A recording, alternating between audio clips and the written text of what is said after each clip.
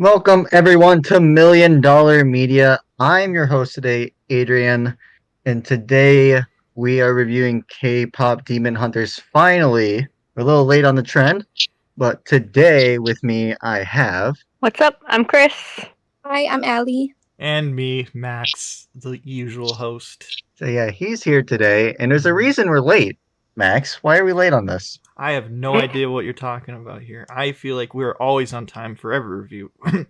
It's not that. It's because he didn't watch the movie till recently. Yeah, that too. Since this is the freshest in your head, would you like to give a quick overview of what this movie's about?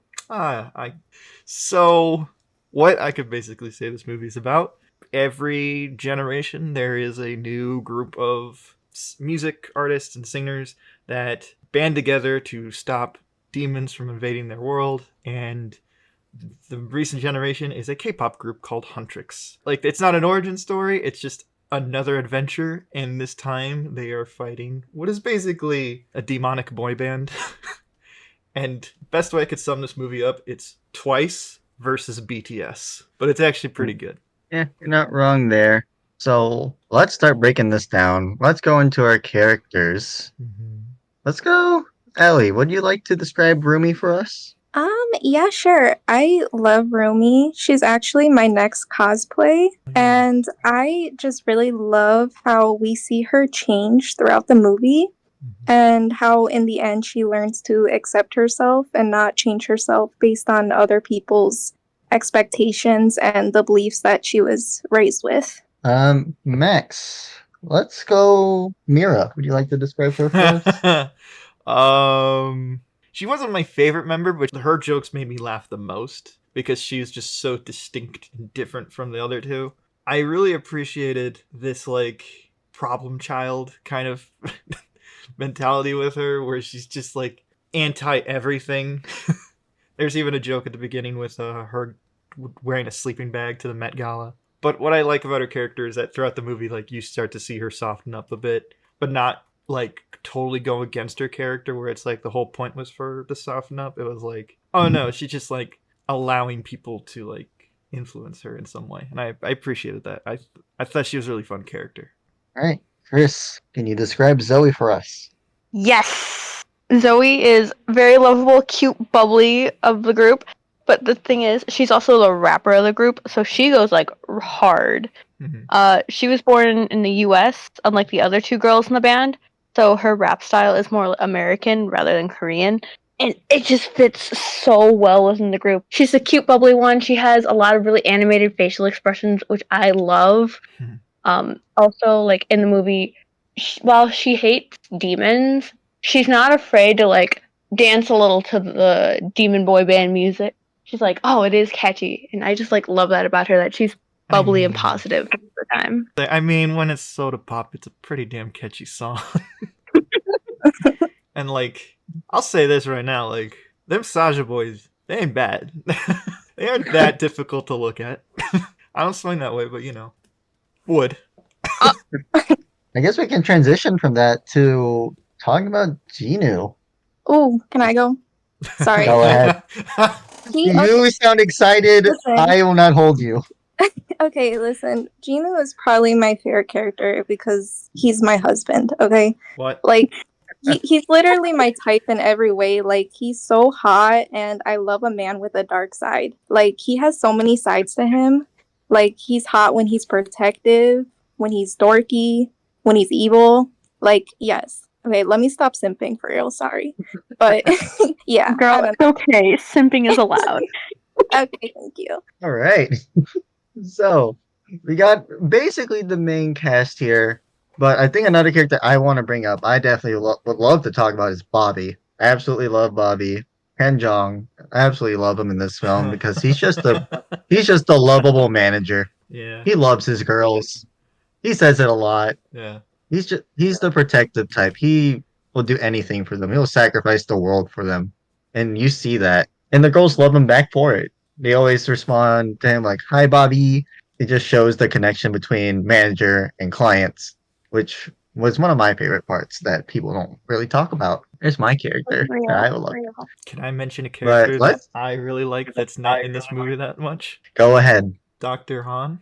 Yes. That is my favorite character in this movie. One, it's voiced by Daniel Day Kim. Love Daniel Day Kim. But his like his little quirk about like really popping his eyes out and like staring into your soul made me laugh so freaking hard. And the bit that he had with Mira was so funny. Everything with that character was just like, oh, I want to see more of this guy, and it sucks that you only got one scene with him. Very true. I wish there was more. But I think the scene he's in, It's like yeah. for you, it makes him lovable enough. Like people care. And then he was caught doing the soda pop trend. To be fair, everyone was doing the soda pop trend. Yeah. Very true. But I think we can also, before we forget, I think we can talk about our true main bad guy, Gima, who is the front man from Squid Games. Yeah. That was fun for me to find out. And Storm Shadow from G.I. Joe. Oh, really? Yeah. Very nice. Yeah. I didn't Which, know that. weirdly enough, I thought this main villain kind of gave me like Saturday morning cartoon. Like this whole movie gave me like Saturday morning cartoon vibes. And then it's like you have your three main girls. They have a mission where they fight demons, and it's their week. It's like a week-to-week adventure of just like, oh, what crazy thing are gonna happen next? And like the main bad guy is like this like over-looming threat that like the "I'll get you next time" gadget or something like that, like a Skeletor or something like that. It just yeah. When you said like Saturday morning cartoon, the first person that came to mind was Aku from Samurai Jack. Oh my god. I kind of see a little bit of him in there, Mm-hmm. but I think he's straight up villain. Simple motive, take souls. So not much I can say. He's funny. I think the initial joke of like him hearing the plan and being like a demon boy band. Are you kidding me? Like that made me laugh. I was like that delivery was funny, but towards the end he got into it. Like, well, he I mean, it some was bad working. fighting. It Yeah. was working. Why wouldn't he be? So let's kind of progress. The opening sequence of this film is easily one of the most iconic in, I think, movies. It's very original in the way it's done. So does anyone want to take a swing on like their thoughts on the opening scene, the plane scene? I love that the girls are carb loading before a show. Like, it's so relatable. Like, whenever you're about to do something sporty or like a lot of effort, you're just like, oh shit, I gotta eat plenty before this. Even singing wise, you have to eat a shit ton before, so that way you actually have energy. But like, their faces while eating are some of the best facial expressions in the movie. You get hit with those right in the beginning. Mwah. 10 out of 10. There's so many gifs from that scene. Rumi sniffing the kimbap. Yes. That's not the one I was thinking of. Max, get your head out of the gutter. Wow. Okay. Thanks, guys. I could have been talking about the one where they're like burping and stuff like that, but okay. You automatically think of the one where she shoves down kimbap down her throat. Max, we know exactly that's the one you were talking about. Shut up. Max, are we wrong? Like, move on. That's what I thought. Time progresses again. We got our demon band boy or band, boy band. I'm speaking too fucking fast, man. I guess we just talk about Max kind of brought it up on, if he swung the other way. I want to get the girls' point of view on each of the members of Soulja Boys. Saja. So, Saja, whatever. It's not the Soulja Boys. Sorry, I'm American. I listen to Soulja Boys. I mean, they're all hot. Well, I mean, yeah. Something I found like really interesting. I actually saw a video about this the other day. But basically, like, each of the Saja boys was, like, supposed to represent, like, how K-pop idols are treated in the industry. I don't know if you guys heard about that. But, like, for example, like, Baby Saja represents, like, the infantilization of idols. I think Abby is, like, the sexualization of idols. I can't think of the other ones, but it's, like, very obvious when you rewatch it. I thought that was interesting. I think Mystery was them being forced to kind of hide themselves from the public and be what the fans think they are. Romance, I think he was supposed to be based off of that the idols are only supposed to love their fans. I think that it's either that one or it's they ship them with female K-pop groups.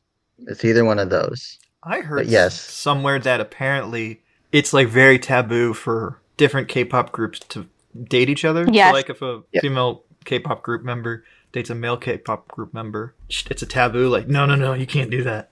I mean, it's kind of taboo in the K-pop community to for idols to date in general, but to date another idol, double breaking that rule, nah, that's not allowed. I don't actually have that opinion. That's just how a lot of the idol culture thinks, I should say. That's so fucked up. I know, it is. How long do you think it takes the Saja boys before they get conscripted into the military? They'll just vanish in the middle of battle. That's fair. I mean, if you had like a demon boy band in your military, North Korea's fucked. For real. All right. So before we kind of move on, we've already talked about like 2-ish songs, but I kind of want to get everyone's like stance on K-pop. Like, how deep in the rabbit hole are you with K-pop? Let's go Max first. Not that deep, and I don't have anything against it. I like a couple songs. Anytime League of Legends has like a K-pop artist on, I really like their songs. I do like a lot of Korean like movies and TV shows. Like, there's one moment in the movie where Rumi and Gina meet for the first time, and it's straight out of a K-drama. Like how dramatic it is, with like the music in the background and them falling in slow motion with every different angle imaginable. That made me laugh so hard because from the ones that I've seen, like Crash Landing on You, which is a great K-drama, K-romance. That's all throughout that show. So I appreciate those little details there. And I've also seen a lot of really fucked up Korean horror movies. I Saw the Devil with Yeon-hun Lee. Okay, all right. Allie, would you like to share next? Yeah, so I'm personally not like a K-pop stan, but honestly, like I was still able to really enjoy the movie, even low-key obsessed about it. So, but I never really had like any previous like knowledge of anything K-pop. So, not even Gundam style. well, yeah. I was gonna That say was a worldwide sensation. Of course, you heard that one. I don't know. Hard to avoid. All right, Kris, you like to share? Well, you see, Reason I way saved you for last. back when in high school, I got really into K-pop idol culture. I tried to stay away from the toxic parts, but that's kind of hard too because a lot of K-pop groups, their stans are really toxic. But I would say I have a decent knowledge of it, all the rules and ideals that are forced upon idols, which is, some of them are insane. If you guys have ever seen some of those girl groups that are stick thin, that's because they're maybe getting 600 calories a day. Like, that's why there were problems, like, I think it was Blackpink, where people were like, oh, these girls aren't giving their best. They're, like, falling during concerts. It's like, it's because they're starved. It's not the healthiest, but hoping it gets better. It seems to be getting better with some companies. Yeah, I guess I understand that because, like, again, like the beginning of the film, they carb load. I mean, I guess going to mine is very similar to Ally. Even before like K-pop was starting to get popular in America, I still didn't roll with it. But then, just songs through like social media, Instagram, TikTok, just unavoidable. And then I'm like, oh, this song's actually pretty good. Let's kind of move on, get deeper in the film, and then Rumi and Jinu start talking and share secrets. And Allie, would you like to describe? I was just about to say you should let her take care of this one. They're cute as hell. And I don't know. I wish I could have seen a little bit more, but it's all good. I mean, he gave her his soul at the end, so. But it's not a kiss. It's not a kiss, but it's something, so. It's just, it's fine. A soul. Nothing much there. I guess if I could, like, say anything about, like, Jinu's character is, I was genuinely shocked that in a movie like this, they did not soften his backstory in any way. They were like, no, he's a piece of shit. Like, I kind of appreciate that.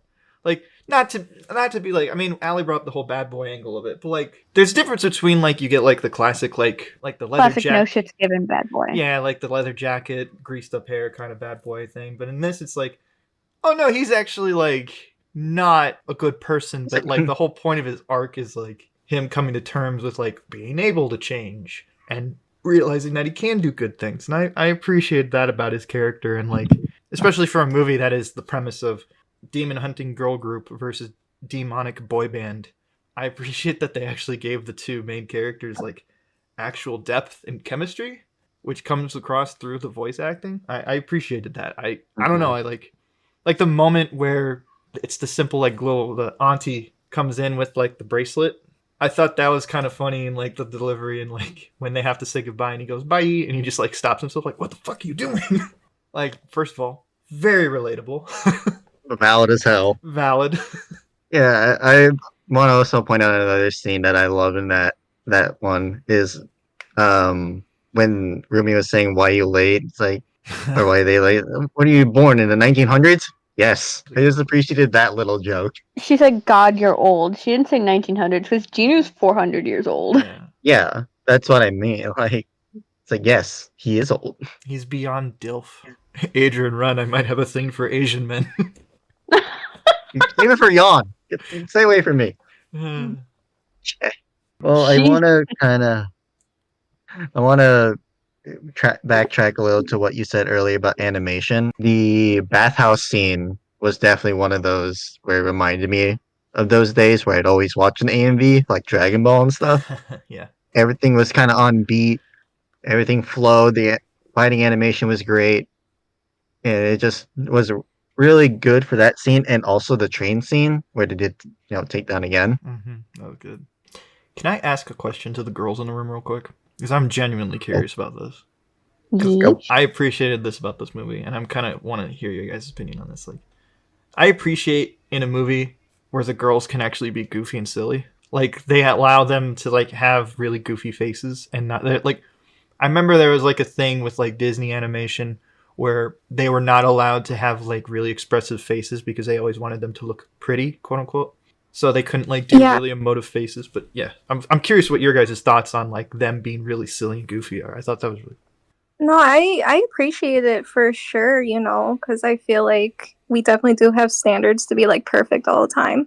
But yeah, I've seen like a lot of people online getting like really pressed over like the goofy facial expressions for some reason. Like, I don't know, they like hate the goofy like anime like facial expressions. Oh, okay. Like, it pisses them off, and I'm like, I don't know. I kind of like that. Bro, it's a kids movie. It's not that serious. Yeah, I don't know. It's weird. I also really like it because it's more relatable. Because, like, us girls, we're not always, like, 110% pretty. Like, Max, Adrian, you guys have seen quite a few cringy faces and selfies from me. And, like, it just makes it feel a little more relatable. You know? You see cringy faces? It's my normal face. My normal face is the cringe. I always get bullied. Mario Boo just died. I'm done. I'm not gonna say any more. Adrian's gonna keep roasting me. Hold on, wait. I guess. Do you have anything more to say about the face thing? Hold on. The animation on the faces. Oh, the popcorn is the best. All right. I will only say that. People have to watch it to see it. The popcorn faces are fucking hilarious and relatable. I'll say that the animation reminded me a lot of like stuff that Bones Animation has done. I know that earlier this year we talked about Soul Eater, and also on other Anime Aprils we talked about Full Metal. Like a lot of like Bones Animation, what they'll do is have these really expressive faces. Like Full Metal is just full of it. They do 100%. Okay, let's talk about that finale. What are our thoughts? It was good, but not satisfying. Like the ending sets you up for a continuation. There's so many questions. No. Just like the questions about like Rumi's heritage, what happened to her mentor, like there was a fight with her, like what happened to her, what is going to happen now that the barrier is a different barrier now and all that, and it's just like, ooh, they technically like defeated the bad guy for the moment. And like that was satisfying, but there's so many questions left unanswered and some things open-ended. I'm just like, oh god, I need a second movie already. Okay, fair. Also, keeping in mind this movie was 3 hours. Yes, it was originally 3 hours, and they cut it down to an hour and a half. Yeah, I relate to Kris. I think they definitely could have explained some things. Like, I think overall it was really well made, and I keep finding more and more reasons to like it. I would say like the only thing that I kind of wish that they would change is like maybe giving the Saja boys a bit more of a backstory. Like we learned about Kinu's past, but I wish we could have learned more about the other boys. Okay, I'll throw in a little theory Easter egg-ish thing with that. So back in when we see the tonic doctor, there's another picture of him with 4 boys, and those are assumed to be the Saja boys. And because they had both, every single one of them has like a characteristic that's very similar to the Saja boys. So there's a theory going around that though that was a failed K-pop group, and then they sold their souls out, and then it just did not work. Interesting. I like that theory. Yeah, That's I've seen that. Yeah. So yeah, I've seen rewatch theory that around scene. it. Rewatch that scene and look at the wall. Okay. You'll well, see a picture of more him satisfied now. with 4 boys. They sold their soul to be popular. That's so funny. You mean relatable, Max? I don't know what you're talking about. Great. Well, what are your thoughts on the ending, Max? I'm kind of a little bit with everybody here on like, I think it was satisfying for the arc of Rumi's character. Yeah, the whole accepting herself and like the cool patterns and stuff.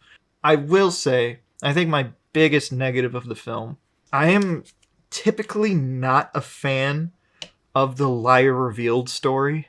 I'm not a big fan of like the whole plot of the movie being one character keeping a huge secret from everybody else only for it to be revealed towards the beginning of the third act.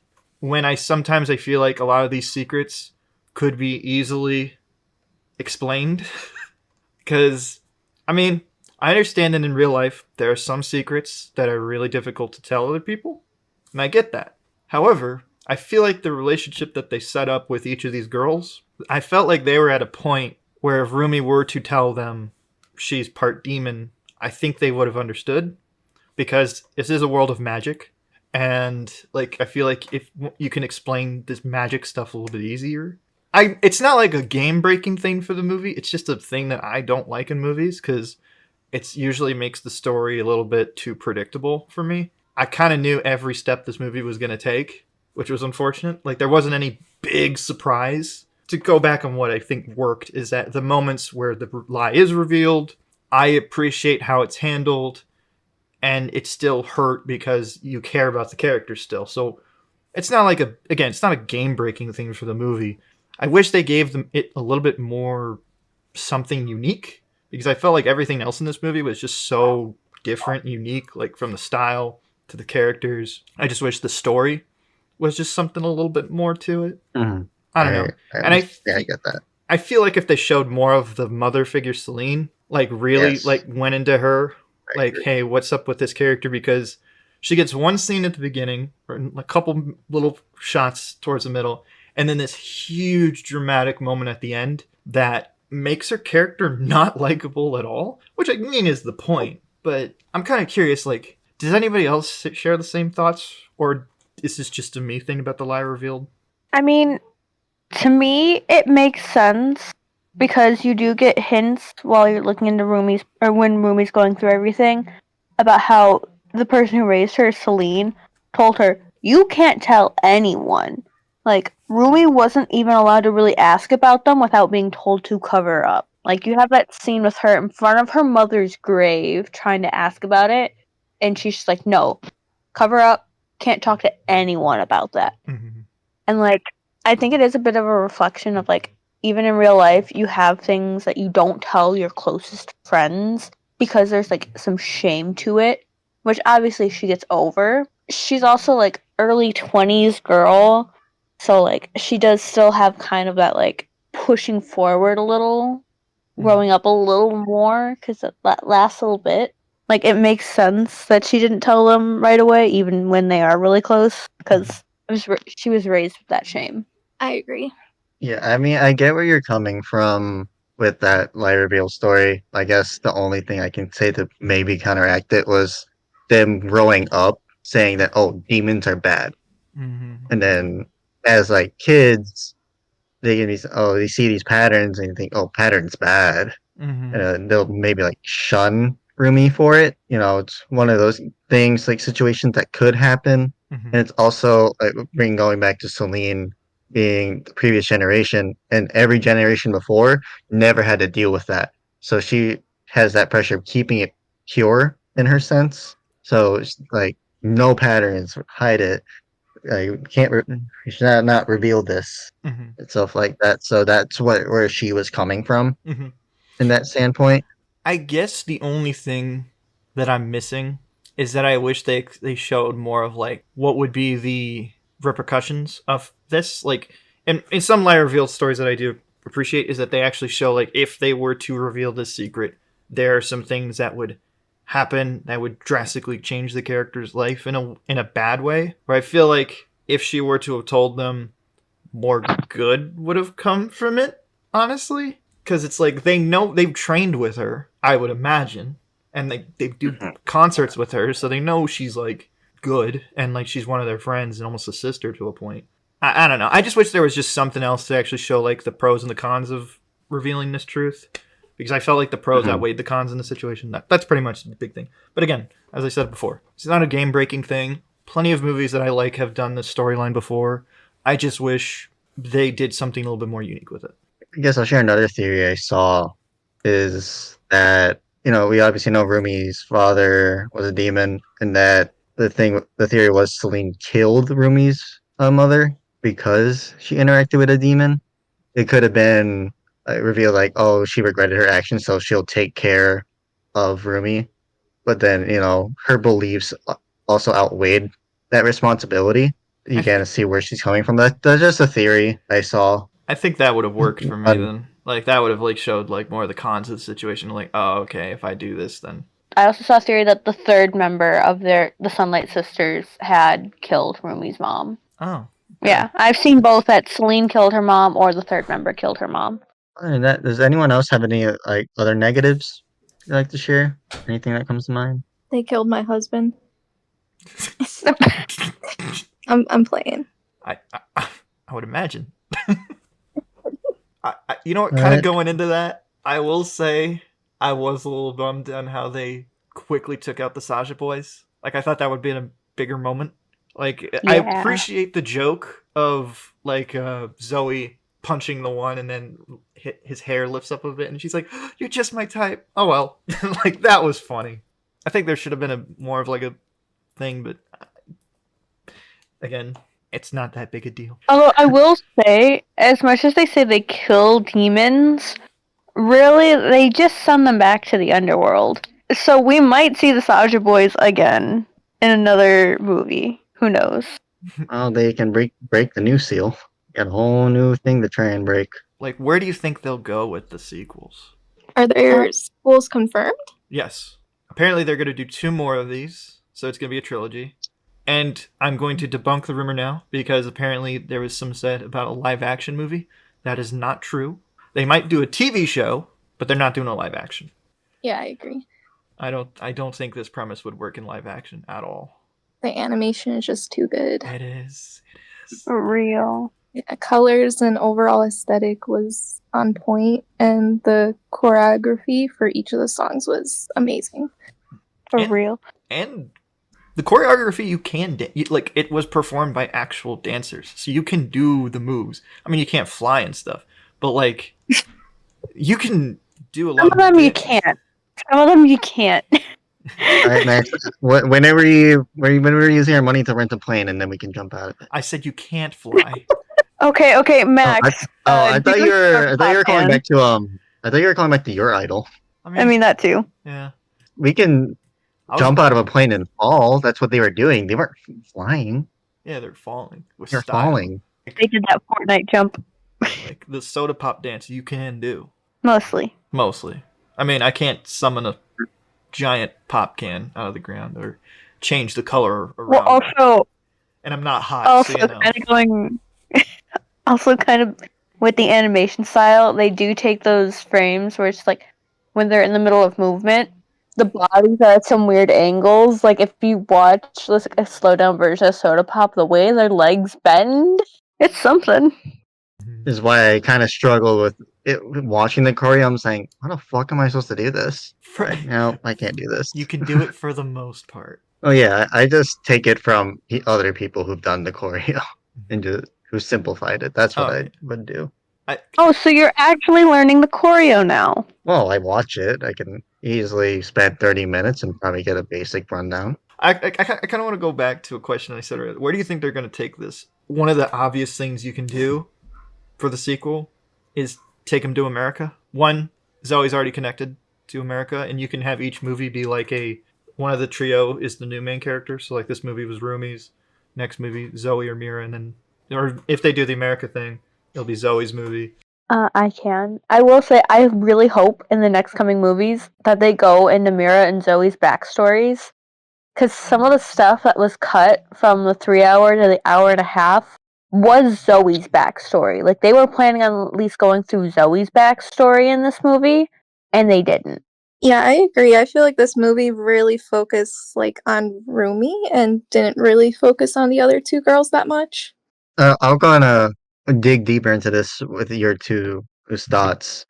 What would be like the main like antagonist or like the kind of the storyline you would kind of rough draft from this? Ooh. If it is like something where it's like each girl gets like their own focus in a movie, it would probably be something like for Zoe, because like she grew up in the US, and from the behind the scenes stuff that got cut out, she was bullied a lot while she was in middle school and high school in the US. So it would probably be something as like demons coming back as her bullies, or her bullies like making a contract with demons or Gima or something like that to like try and get at her, or something like with Mira, probably like demons like taking over her family, or her family being connected to demons somehow because she's a rich family. There's bound to be something dirty in her family. Like, you don't get rich by being a nice person most of the time. Like, there might be some dirty laundry there that they gotta go through. Yeah, Something I like that. Maybe. I mean, I'm down with that. I think at least with Mira, what I was thinking, like, yeah, going with that rich family stuff. Feel like if we focused on her, it'd be more like a social outcast story and attacking her insecurity on that, like kind of separating her from the other two, and then kind of seeing who she is without her family and kind of revealing that side of her. I think that would be really fun. Existent here, but I want to backtrack. I feel like we forgot two very important characters: the cat and the bird. Oh yes, You're Completely being missed them. sassy! they're so cute. Okay, hold on. All right. Have you guys seen the bird's name? Do you call it Sussy or Susie? I didn't even know the bird had a name, Yeah. so Same. Comment down I below. Is it Susie or Sussy? I didn't even know the cat had a name until like a couple days ago. The cat's just wait, what's the derpy. Oh, if you have a pet, would you make a tiny hat for them? hell Yes. Yeah. I expect to see hats the next time I see them. Oh shit. If I had to have a pet, it would be Sussy. I want a sassy crow. Give me the sassy crow. Yeah, Yeah. I'm with you with that. I take the bird. I'd like to have a demon pet. That'd be pretty cool.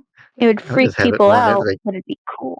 I mean, I wanted to just like teleport me, and it can True. fly technically. Like Derby was Oh, yeah. walking on air. All right, thank you for listening or watching wherever you're seeing this. Make sure to like, subscribe, hit that notification bell, and leave a comment on what your thoughts of the movie were. Where do you think they're gonna go with this? Would you take the cat or the bird? Allyson, do you want to plug anything?